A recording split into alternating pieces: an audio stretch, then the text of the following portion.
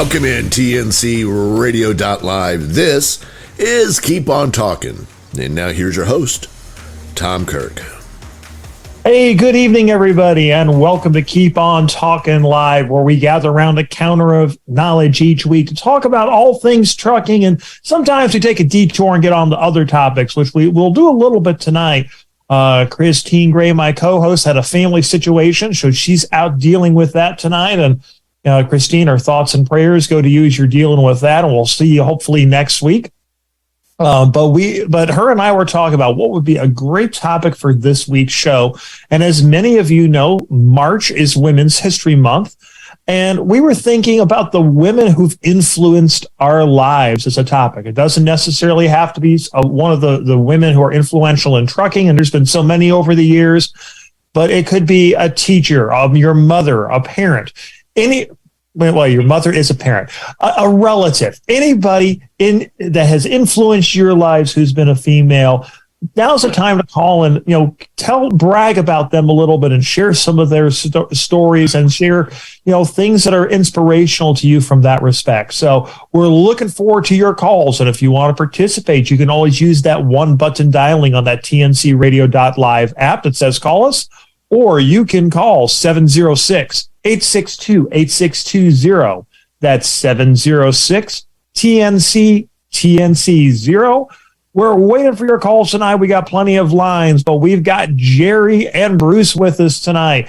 How are you doing tonight, gentlemen? Just fine. Doing real good.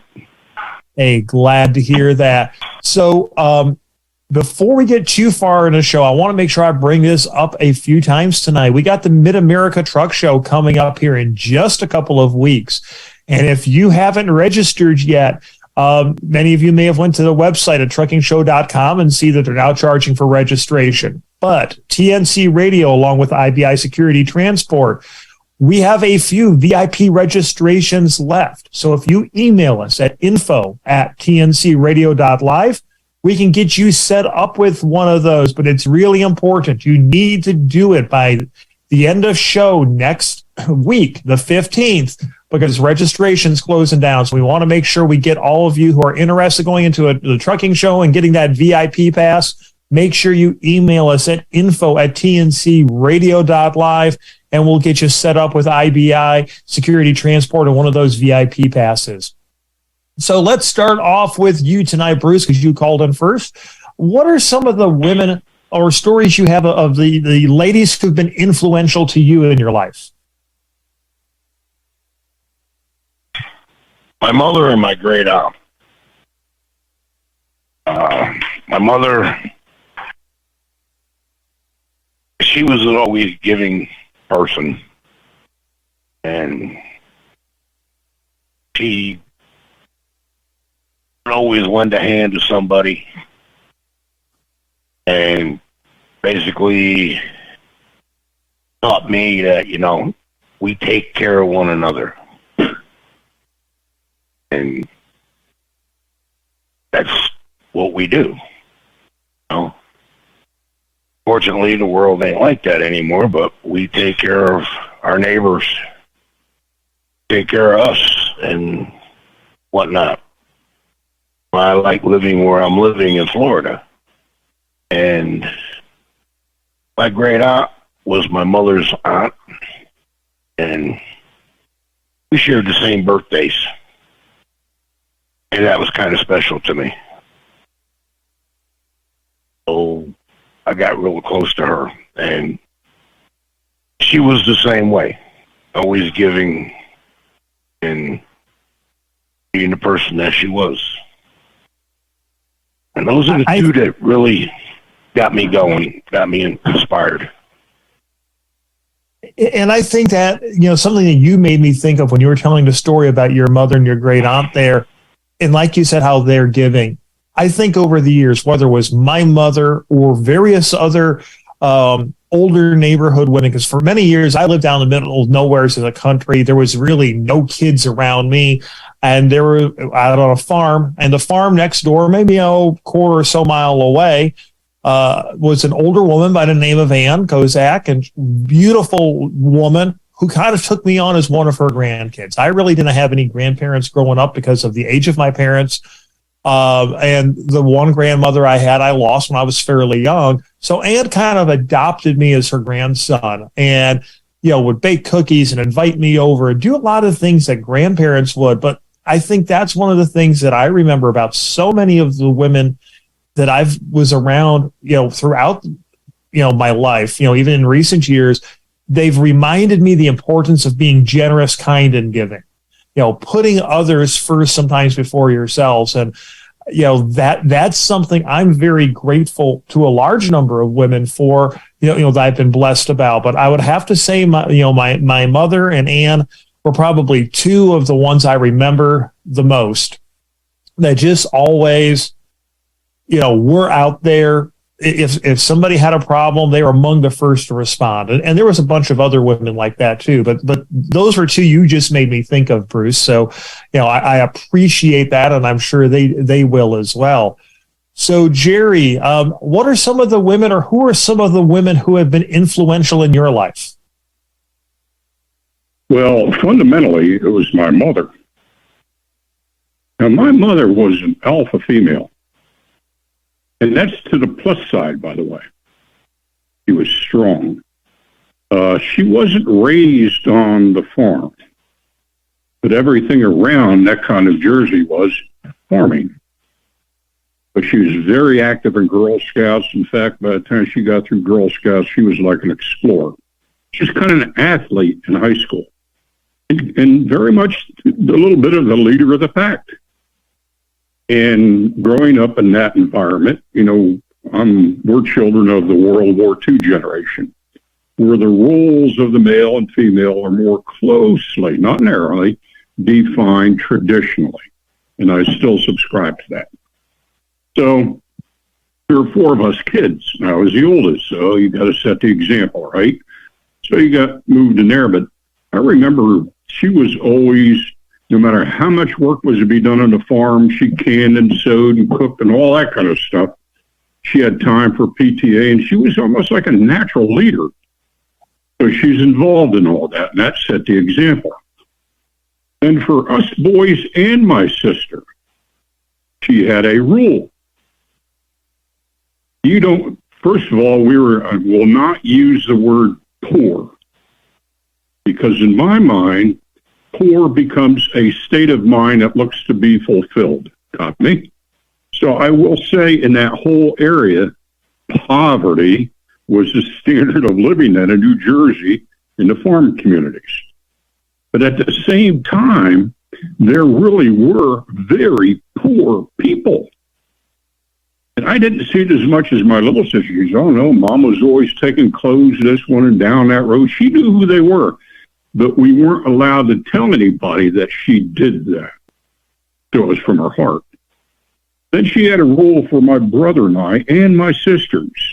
And actually it was a cover-up because we didn't have stuff like town kids did. So I kind of saw through it, but it made sense anyway. We wondered why her jeans had patches in it. And she used to say, you don't have to be like everybody else. Now quit your slouching, stand up straight, and be your own man. That was my mother.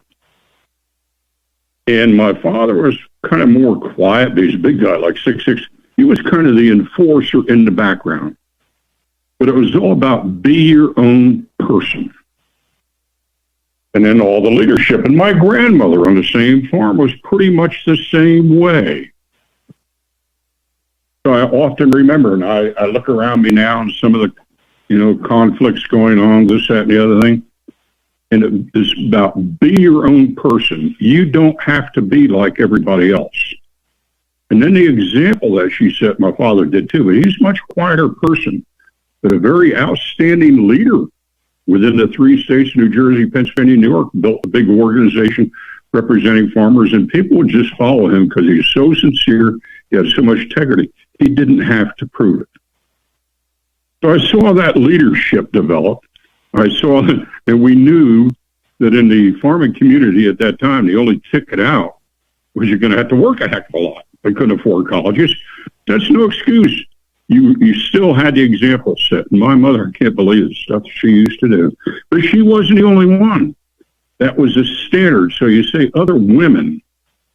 You were very, very aware that other women in the same neighborhood, a lot of them did their own sewing, canning, cooking, working on the farm, milking cows. She do the tube snake boogie. Plus, having to raise 4 kids.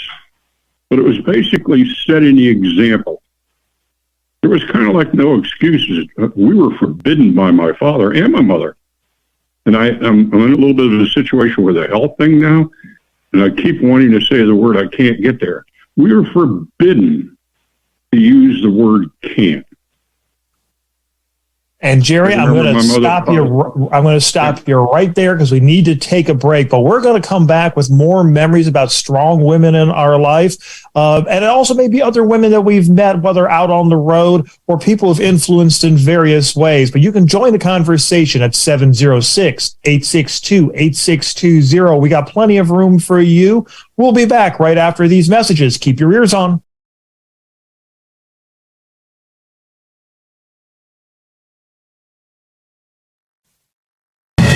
Hot Shots Secret presents Steve Summers' Overnight Drive nightly at midnight Eastern, 11 Central on tncradio.live or download the app .tncradio.live. Mental health is a topic that isn't addressed enough in the trucking industry. There are many articles, websites, and businesses that can help truck drivers live a healthy lifestyle. But what about mental health? Mental health issues are not uncommon in truck drivers. In fact, trucking poses several risk factors when it comes to mental health issues. Lack of sleep, loneliness, stressful work environment, lack of physical activity. Truck driving can be rewarding, but health issues such as sleep apnea, obesity, diabetes, and depression can result from the strains of the job. So how do drivers prevent these health issues? Stress is an unavoidable part of trucking. Trucking allows you to see beautiful parts of the country, but it also puts you in many stressful situations.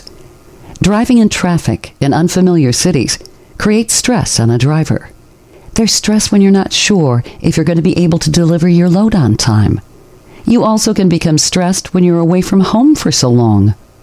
As you can tell, there are plenty of stress triggers when you drive professionally for a living. One of the best ways to reduce stress is by learning how to handle it. I realize it's easier said than done. It takes time and self-discipline. Here are some examples of ways you can reduce stress as a truck driver. Listen to music or a podcast. Start eating healthy. Exercise or stretch. Talk with family and friends. Get good sleep.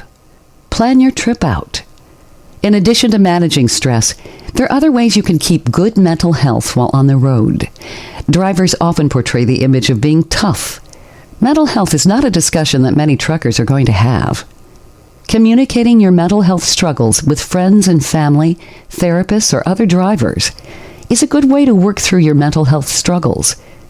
Here's some more ways you can stay mentally healthy when you're on the road. Stay in touch with loved ones. Establish a morning and night routine. Bring a pet on the road. Travel with your spouse. Consider team driving. Bring things on the road to keep you entertained, like a laptop, video games, or TV. Occasionally book a hotel room. It's nice to get out of your truck every once in a while. Mental health is just as important as physical health. Drivers need to prioritize their mental health and take the necessary steps needed to be mentally healthy. It all starts with communicating with someone you trust, managing stress, and taking time out of the day to do something nice for yourself. For more information on mental health in truck drivers, check out Common Mental Health Issues Truck Drivers Face on thetruckersnetwork.net. Thanks for listening.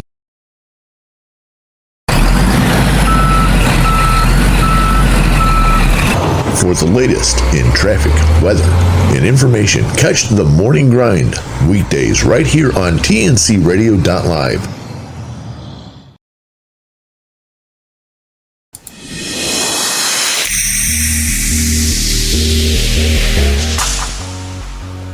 And we're back with Keep On Talking on TNCRadio.live. I'm Tom Kirk, and we're joined by some of our originals tonight as we are talking about the strong women who have influenced us in our lives. And there's still plenty of room for you to come and share your stories around a counter of knowledge tonight. 706-862-8620 is the number. That's 706-862-8620. We're looking forward to hearing from you and sharing some of your stories about these women. You know, both Jerry and Bruce were sharing stories about their mothers and other relatives who had influenced them. And something that got me thinking is I picked up some lessons from my father. And it wasn't until Jerry was talking about his mother being the farm woman and making the best out of some situations, doing the work, making the ends meet, that I realized there was a lot of things that I learned from my dad that he learned from his mother growing back up in the early 1910s, 1920s in rural farm country in the Catskills of New York. And my dad was a storyteller. And, as some of you may have guessed, I enjoy talking and enjoy listening and sharing the good stories as well. And I got that from Dad. But where he picked up that love for poetry and stories and tall tales was from his mother. On those cold winter nights up there in Sullivan County, New York, she'd have them read the newspaper, memorize poems, get all these stories. And Dad passed that love on to me.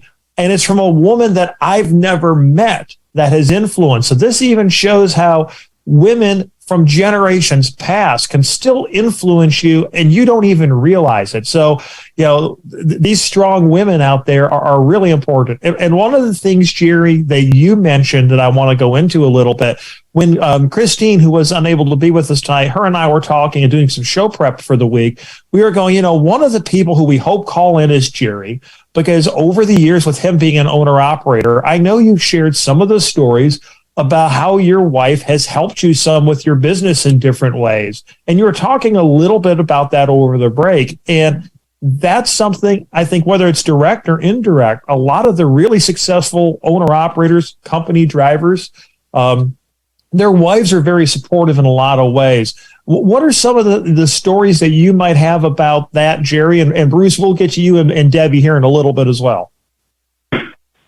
Well, first of all, I want to say we've been married 54 years now. Congratulations to you both. Not just an owner-operator, but a truck driver's wife. Now, for many years, I was a company driver. So most people think, oh, that's pretty easy. Not really.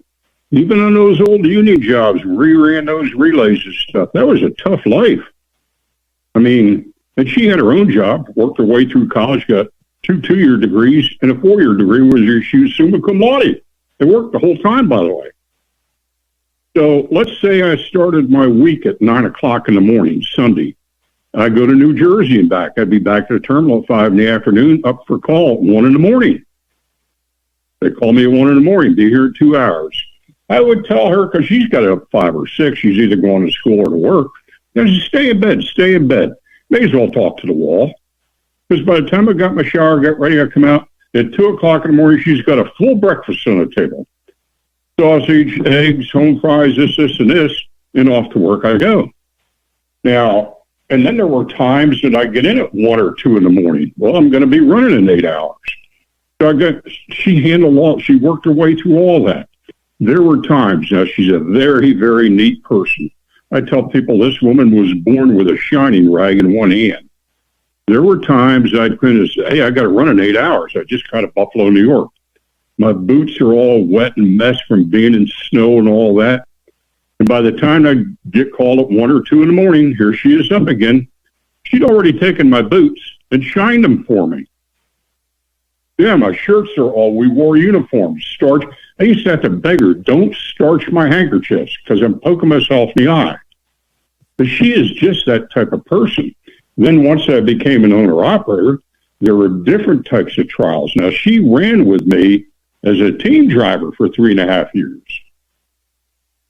So I got a lot of support for there. But her biggest thing is, and I see the value of this as a couple, I never wanted to be the man, I learned this from my mother, where my wife walked behind me. I didn't even want to feel that. I wanted a woman in my life that would beside me. And I'd be doing things, mechanical things, chaining up in the middle of a snowstorm up in Route 2 in the state of Washington. Here she is out, and she's only like 5'3", 120 pounds, just a little thing. And she's right there in with it the whole time. And she's helped me to chain up this, that, and the other thing. There were times we'd be loading Tacoma, Washington. Otherwise, it'd be sitting in trucks. Not my wife. I mean, it's like Fred. It's just toys. She's right in there helping you load. You couldn't tell. She'd just ignore you. She's going to get in there anyway. So she's always been a very strong somebody at your side the whole time. The other day, just fixing her garden tractor out here. And she didn't know how to do that. Next thing you know, and she turns 80 this year. She's down there in her hands and knees holding something on the back of the tractor so we can figure out how to put that wheel back on. Yeah, and the other, she's born with a cleaning rag in one hand and slip joint pliers in the other. So she's just a fascinating woman, but always just in there. She can do it, and she wants to learn how to do it. So I've had a very, very strong partner in my life. And this has been a tough, tough business, whether you're a company driver or an owner-operator. But how many women you know get up 1 or 2 o'clock in the morning, fix the whole breakfast, and then have to get up at 4 or 5 in the morning and go to work herself? And she did that constantly. Yeah. She had very few, Jerry. You got yourself, and I think a lot of people agree when I say this, one of the best in that she was such a great partner to you in so many different ways, whether it was helping you get ready, taking care of the kids, all this other stuff. And I believe I got a chance to meet her at one of the truck shows, and I definitely hope I get a chance to meet her again and talk with her a little bit.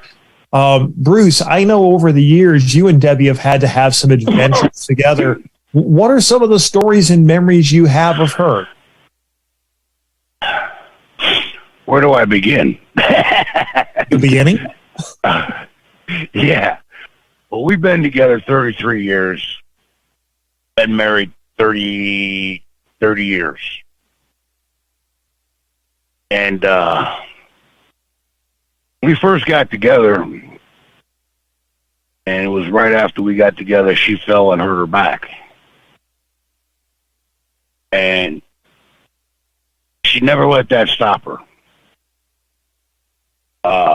When I was working for Sikorsky Aircraft, we both had 2 jobs. For newspapers in the morning, and went to work. I went to work at Sikorsky's. She went to work at a deli. She came home. She cleaned the house. Had dinner waiting for me when I got home. And then we moved to Virginia. She got driving a truck or driving a school bus. And I went to work freight companies. Again, living by the phone. You never know when you're going to work. And she was always there. If I wanted something to eat, all I had to do was ask. And she'd fix it. And when she got disabled because of the pain medication she was on, so this is where she is today. Because she's got a pain pump on one side, spinal stimulator on the other side.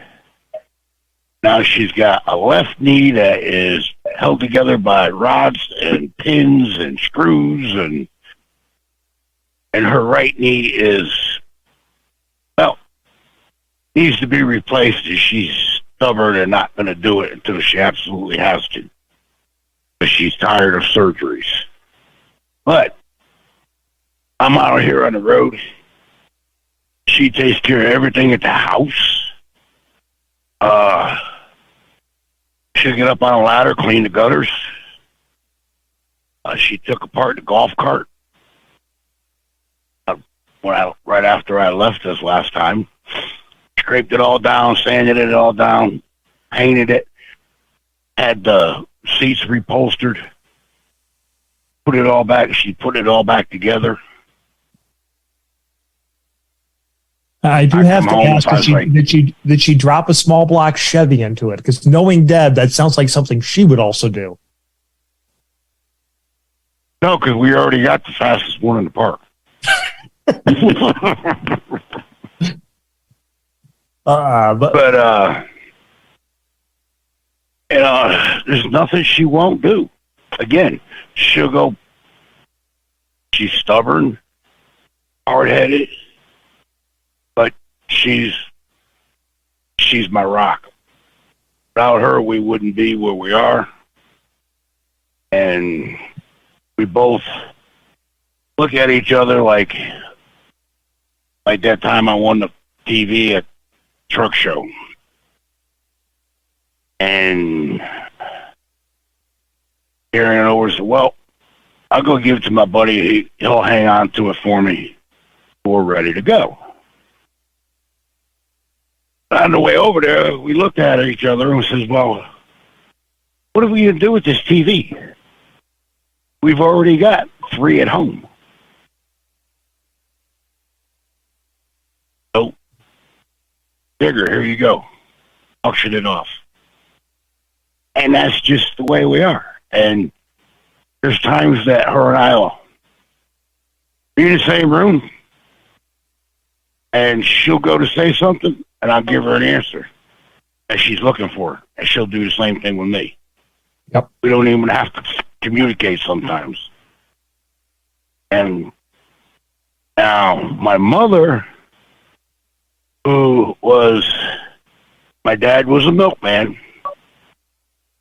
4 o'clock in the morning, every morning. Breakfast. Full breakfast, no matter what time. So, and like I said, I don't expect Debbie to do it. But if I ask her to, she will get up and do it. Mm-hmm. It's just the way she is. And I'll come home well, what do you want for dinner when you get home? I don't know. I may not be home till 10 o'clock. You got to eat when you get home. Things like that. And having wives like that or partners like that definitely is a help. And it doesn't matter if you're a truck driver, police officer, in the military. These are the women that just mean so much to us. They may never be famous. You may never know their names, anything of that nature. But these are the women out there that really do have an impact on our lives. But we're coming up on a break here, and we'll be back with more right after this. But we still have room for you, 706-862-8620. We'll be back right after these messages. Keep your ears on.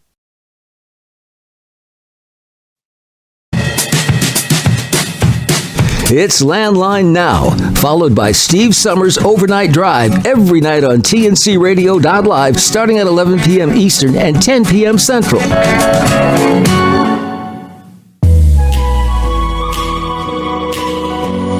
Hi, I'm Dr. Christopher Cortman, and now for the Mental Health Minute. Everybody's always talking about stress, but very few people even know what it is. But before we get into that, permit me to tell you a story. Years ago, a good friend of mine, we'll call him Mike because that's his name, received a gift certificate for free skydiving from his then fiance. Now, to me, nothing says I'll love you across the ages like, here's a gift certificate to jump out of a perfectly good airplane at 12,000 feet. But Mike asked me if I wanted to go with him. And the way guys are, I said, oh yeah, sure, skydiving, I'd love that, great. Went inside, I had lots of anxiety about jumping out of a plane. But we were told that we would have what's called tandem skydiving, which means there's an instructor strapped to your back. And so therefore it's safer because the instructor pulls the cord for the parachute. Now, I've had instructors on my back my entire life, so I thought this would be a great opportunity. So up we go, 12,000 feet in the air. And it's March in Florida, So it would never occur to me that it would be absolutely freezing at that altitude. So my instructor straps onto me and says, "We are the spotters." I don't know what that means. I found out that the spotter means we lean out of the airplane and find the spot where we're going to land. Well, that's nice, except that I was used as his windshield. And at 160 miles an hour at 12,000 feet, my face was freezing. And he kept doing it. We kept leaning out of the plane. And finally I said to him, "Just push me out of the plane. I don't care if we have a parachute or not. I can't take this anymore." I learned something about stress that particular day, not because of my experience, but because I was talking to some of the other people in the airplane and asked them, "What are you doing up there?" You know, I'm a psychologist. I can't help but interview people. And most of the people in the plane said, "We do this every weekend to escape from stress. This is how we manage our stress." Let me explain to you a lot more about what stress is and what it isn't in the next Mental Health Minute. Join Shelley Johnson and Kathy Tuccaro every Tuesday at 7 p.m. Central Time for Women Road Warriors on your driver navigation station, tncradio.live.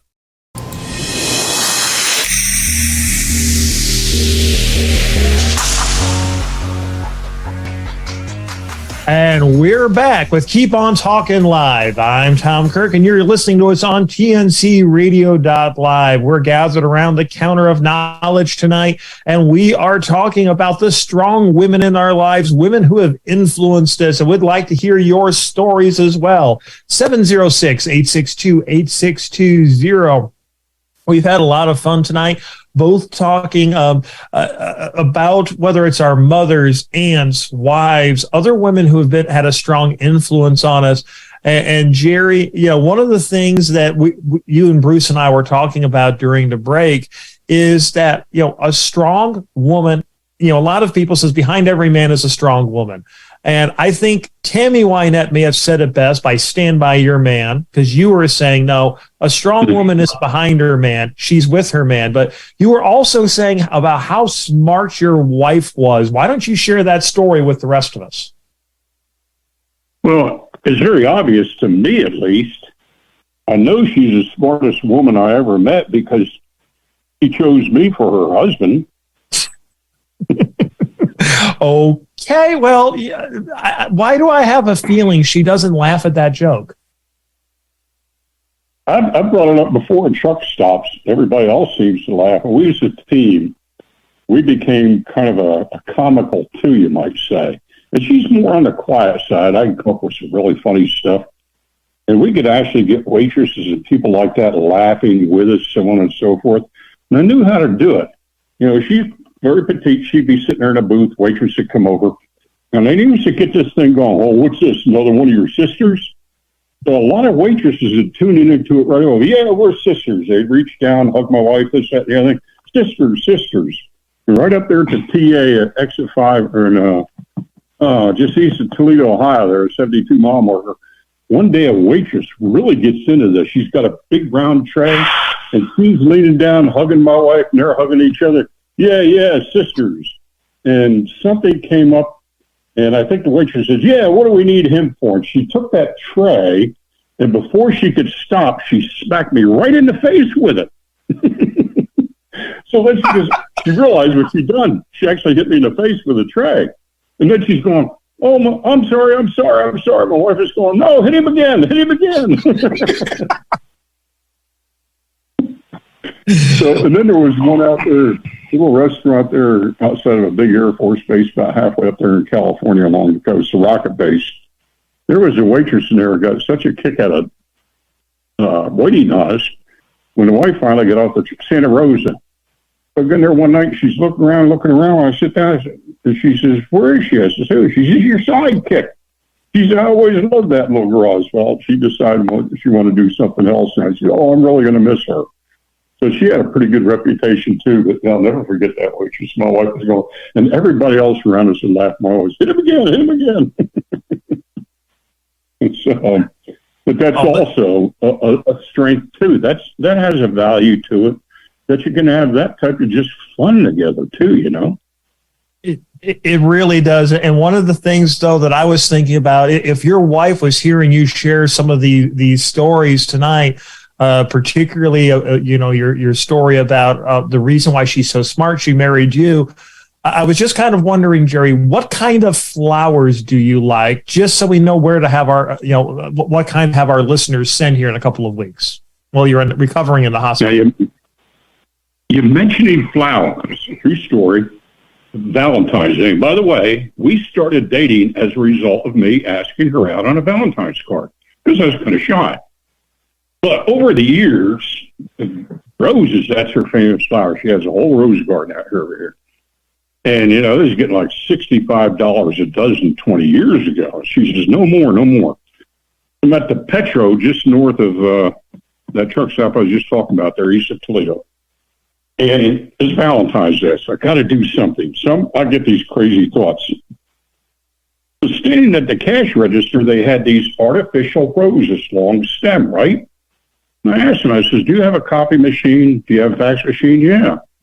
So I take the rose, go over and put it in a copy machine.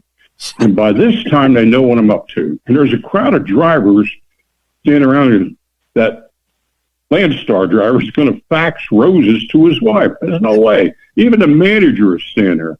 So I brought the copy of the rose back, and I said to him, fax this 11 times, and then on the last sheet, I want to write something that she would know. So everybody's fussing up. Even the manager, he can't believe this. So at this end in Memphis, in her office, she had a young girl working for Anita. And Anita was like a daughter to us. And Anita was a little bit on the naive side. So I used to kind of take advantage of that, kind of pick on her, make her laugh, that type of thing. So anyway, the copy machine was in her office. So pretty soon, off the machine, here comes this rose. And then another one cranks up. So I got 4 or 5 or several into this. She goes out in the office says, Bonnie, there's something strange going on. And she, what's that? She says, there's a rose dropping out of the copy machine all the time. So my wife runs in, and Anita says, is that your husband? So Bonnie says, I got a feeling it is. So right at the very end, I wrote something on the last one that went through. And so she said, get it. And even my wife's bosses laugh. They hear them laughing, what's going on. Anita says, Jerry just faxed Bonnie a dozen roses. But that's her favorite roses. She has them in her scrapbook. So it only cost me $12. And you know what? How many guys can say that they bought a dozen roses for $12 and it's lasted you for how many years? Oh yeah, that was a long time ago. Hey, and it was mentioned earlier about husband and wives get to thinking the same. When she was teaming with me, same Petro truck stop one day. It was in the winter. We were parked out in the back lot there, so we had to run to get out there, and she hates cold weather. So she gets up in the truck, and Miss Meatnick, if there's a little crumb somewhere, that means the whole truck is a mess. So as we're pulling around, she says, pull over by the dumpster there. I want to, throw this stuff in the dumpster. I said, okay. So she opens the door, and she has to turn around, and she, like I say, she's tiny. And she turns around, goes a step down, and she looks at me, and she said, don't you drive away. Don't you leave me either. Well, lo and behold, that's what I was going to do. The minute she got out, I was going to take off and like I'm driving away. She didn't know what I was thinking. She looked at me and said, don't you leave me either. Well, Jerry, all I can say in this case is you and I are a little bit too predictable so that the women in our lives don't even have to look at us. They know what we're doing because, our face is like an open book and they know we're up to no good because we get that little childish grin on our face. Hey, Bruce, did you and Debbie ever have a similar story where you were maybe thinking about, making a joke of driving off without her or something like that, and she kind of just looked and says, don't you dare? Well, it wasn't like that. Like, we were up at the Petro in Wilkesboro, And she had to go to the bathroom, and I was just parked away from the island, but I was on the fuel island. And I could watch her go in and whatnot, come back out. And I was doing paperwork and watched her come out. She got in the truck and she says, "Why is that guy flashing his lights at me?" I just started laughing. I says, "You really don't want to know." And she's like, "Yes, I do." I said, "Well, he thinks you are." And she's like, "Let me out of the truck. Let me out." She wanted to go get him. I could definitely see Debbie doing that, but I'm going to interrupt you here for a second, Bruce, because we have a little bit of a celebrity who's just joining us here for the last few minutes of the show tonight. The one, the only Grandma Glitter herself, Candy Bass. How are you doing tonight, Candy? I am doing good, but I'm not a celebrity.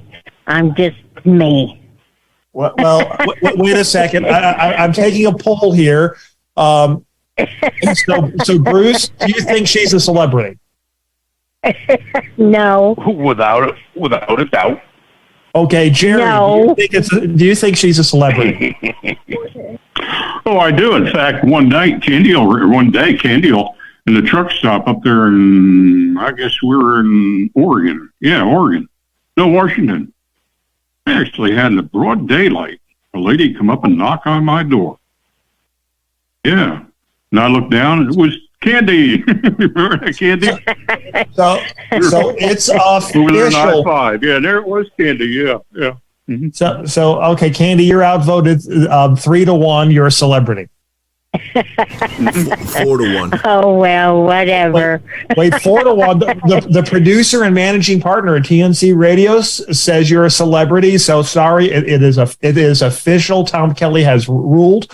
But we need to take a break here because we're coming up on our last segment. But we're going to be back with Candy Bass and how you can get some VIP tickets for the Mid-America Truck Show. So stay tuned. We'll be right back. Keep your ears on. Catch Landline Now every night at 11 p.m. Eastern Time, along with an encore presentation weekdays at noon, right here on TNCRadio.live. This blog on TNCRadio.live is brought to you by the Truckers Network at app.thetruckersnetwork.net. Quick and healthy meals for truckers. Life on the road can make it challenging for truckers to find a healthy meal. Truckers are on the go and sometimes on a strict time frame to get their loads delivered on time. Stopping at a truck stop for fast food sounds like the most convenient option. Although it may be more convenient, eating unhealthy gas station food can take a toll on one's health. Plus, it can be more expensive. Stopping at a grocery store and picking up healthy foods can benefit truckers in many ways.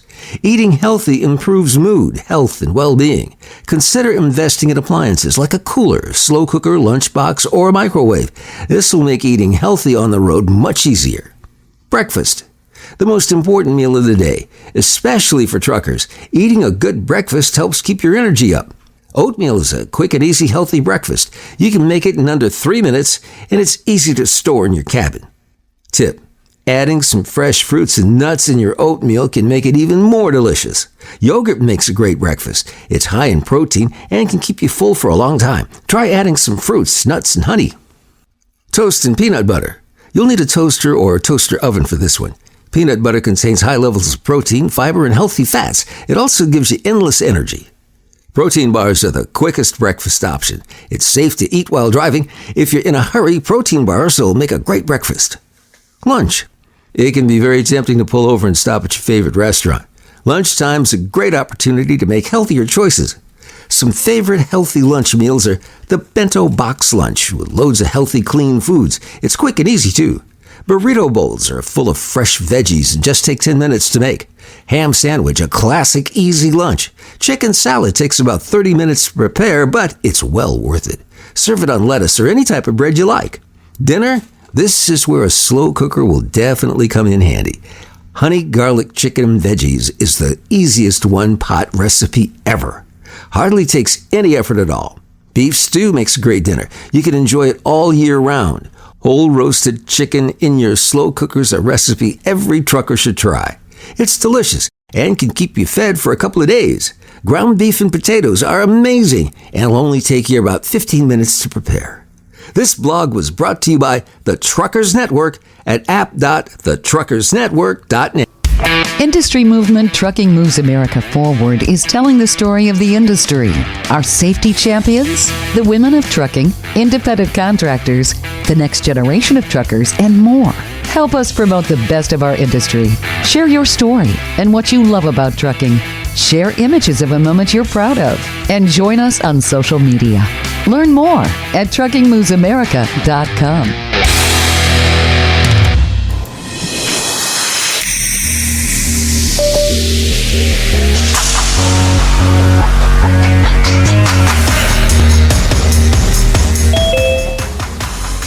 And we're back with Keep On Talking Live. I'm Tom Kirk, and you're listening to TNCRadio.live.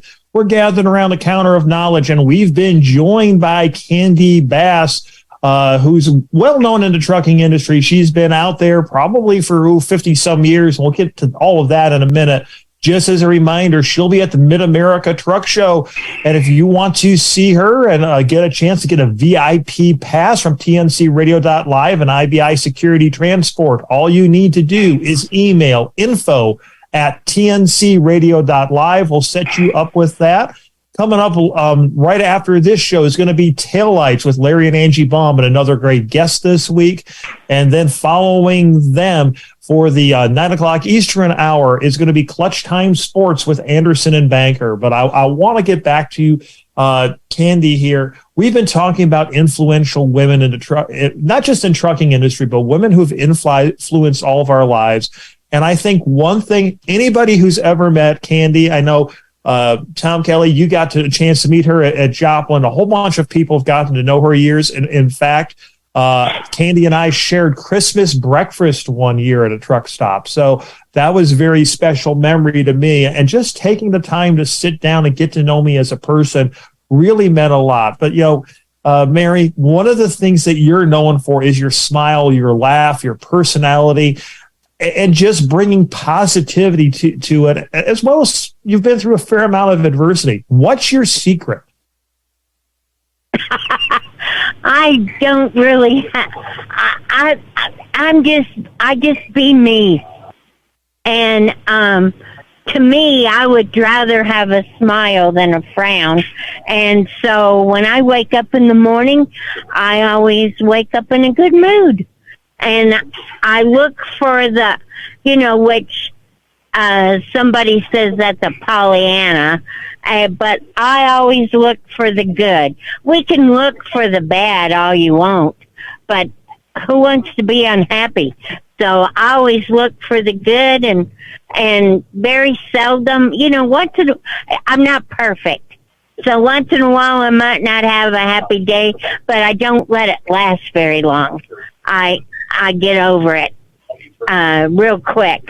But you wanted a story, because most everybody knows me for my glitter. Well, I guess it's been about 5 years ago at the Dallas Truck Show.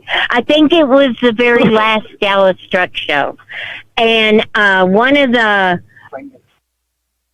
big wigs of the TA, because I wear glitter. I make sure I have glitter all over me when I get into the truck show, because it's expected anyway. And so I saw him coming towards me, and he had this, really, you could tell it was a real expensive suit on, and they have to go see people, during the day, and they have conferences and all kinds of stuff, the people that are up in the upper higher part of the TA Petro, and he's coming at me, and I'm going, no, no, no, no, and he's still coming at me, and I said, no, And he said, what are you telling me no for? I said, I'm full of glitter. He said, that's why I'm coming over there. I want a hug. I said, yes, but you're going to have glitter all over you. He said, that's right. He said, because as soon as everybody sees me, they know I came and got a hug from you. I said, oh, okay. I mean, I couldn't believe this guy with this no telling how much his suit costs, and he wants glitter on it. He retired. He retired after that year, so we don't get to see him anymore. Well, I got a good idea who it was, but what he was quite a nice guy and a character, all of that. But what I will say is what I want to know is what happened when he went home and his wife saw his suit covered in glitter. I have probably most everybody lets their wives know who I am. I sure hope so, because if he didn't, that's a really interesting story.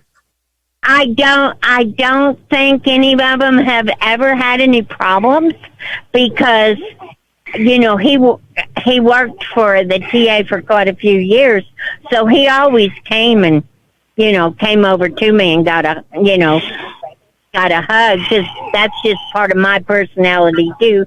I'm from Tennessee, and I sometimes I shake hands and sometimes I give hugs.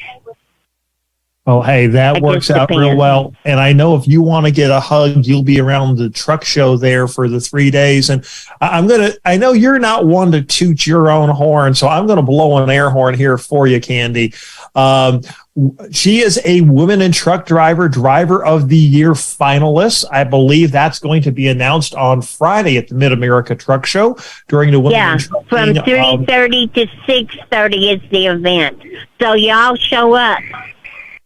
And if I can break free for a few minutes, I'll definitely try to stop by there. And the other thing, too, I believe you've been nominated for the Matt's Wall of Fame for the second. This is the second year they'll be doing that. And they've picked up various influential people in trucking. So you'll be joining legends like Bill Mack, the Trucking Bozo, Dave Nemo, and a whole bunch of others. So when you say you're not famous or not a legend, Candy, I think a whole bunch of the people in the industry do disagree with you, but that is one of the things that I really do like about you is your energy, your enthusiasm, your willingness to spread some smiles and joy. And I know that means a lot to people in the industry. We've only got about a minute or so left here before I have to wrap up. Do you have anything else you'd like to share with everyone tonight? Well, I just... You know, number one, I have to thank John Osborne because in 1987 he saved my life. And so I wouldn't have any of this if it hadn't have been for him.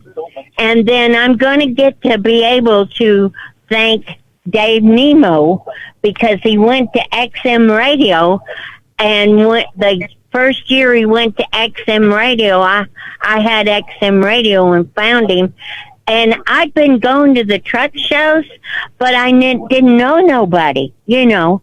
And so I would go around and do whatever I wanted to do, but I didn't really know anybody. So I would go back to my terminal and, you know, and then come back and maybe spend a day. And then at Louisville, I'd go get me a motel room. And so I'd go back to the motel room, but I didn't know anybody. And so, and I really didn't get, you know, I might see somebody the second time and maybe they might say hello to me or something like that. But when Dave Nemo went to XM Radio, that guy that he had on the weekends that kept talking about his grandma, he was telling everybody about the Dallas Truck Show. So I went to the Dallas Truck Show, and you got to go. I hate to do this to you, but I'm coming up on the No, that's okay. I'm going to tell you. That's okay. I'm going to try to get you back on here in the next week or two so you can finish that story and get some more trucking show experiences.